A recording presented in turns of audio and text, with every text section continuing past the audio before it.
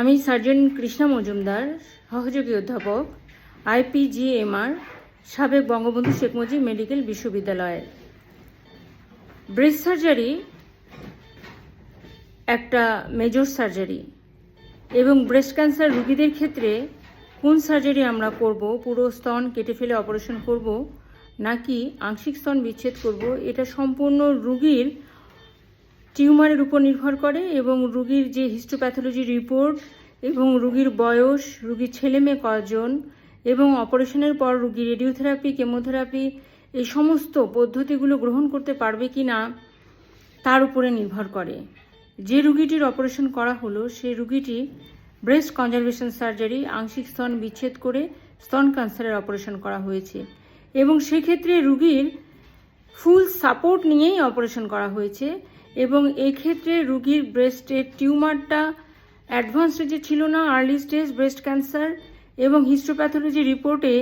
রোগী সম্পূর্ণভাবে সাপোর্ট করে যে এই রোগীটির আংশিক স্তন বিচ্ছেদ করে স্তন ক্যান্সার অপারেশন করা সম্ভব। কিন্তু অপারেশন চলাকালীন সময়ে ফ্রোজেন সেকশন বায়োপসি,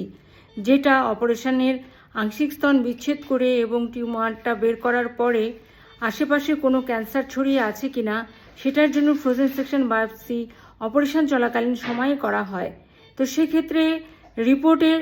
একদম 100% সাকসেসফুল একটা স্পেসমেন পাঠানো হয়েছে যেখানে ক্যান্সারের কোনো জীবাণুই ওখানে নাই, মানে সম্পূর্ণ ক্যান্সার নির্মূল করা হয়েছে স্তন থেকে এবং আংশিক স্তন বিচ্ছেদ করে। এখন বাকি যে স্তনটা সেটা আগের মতো সেটাকে আবার রিকনস্ট্রাকশন করা হবে এবং রোগীকে পরবর্তীতে রোগীর সেলাই কাটার পরে তারপরে রোগীকে প্যাথোলজিস্টের রিপোর্ট অনুযায়ী আবার অপারেশন করার পরে প্যাথোলজিস্ট কী রিপোর্ট দেয় তার উপর নির্ভর করে তারপরে রোগীর কেমোথেরাপি লাগবে না রেডিওথেরাপি লাগবে, রেডিওথেরাপি কত সাইকেল লাগবে এবং কেমোথেরাপি সব কিছু এটা ডিসকাস করে তারপরে আলোচনা সাপেক্ষে রোগীকে দেওয়া হবে। এজন্য ব্রেস্ট ক্যান্সার সার্জারি সম্পূর্ণ একটা চ্যালেঞ্জিং সার্জারি এবং অপারেশনে আমি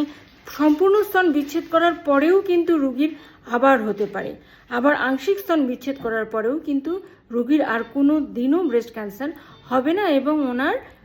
আজীবন উনি ক্যান্সার ফ্রি থাকতে পারবে, বাঁচা মারা যদিও উপরওয়ালার হাতে। কিন্তু সেটা নির্ভর করছে ওনার পুরো সার্জারি পদ্ধতি জার্নিটা সঠিকভাবে হচ্ছে কিনা। অনেকে মনে করে পুরো স্তন বিচ্ছেদ করলেই আমি ক্যান্সার মুক্ত হয়ে যাচ্ছি, কিন্তু পুরো পরবর্তীতে রেডিওথেরাপি ঠিক মতো নিচ্ছে না, কেমোথেরাপি ঠিক মতো নিচ্ছে না, জন্য কয়েকদিনের মধ্যে আবার ক্যান্সার গ্রো করছে এবং পুরো স্তন বিচ্ছেদ করা রোগীও আমাদের কাছে রিকারেন্ট ব্রেস্ট ক্যান্সার নিয়ে আসছে। আবার এমনও রোগী আছে যে আংশিক স্তন বিচ্ছেদ করতে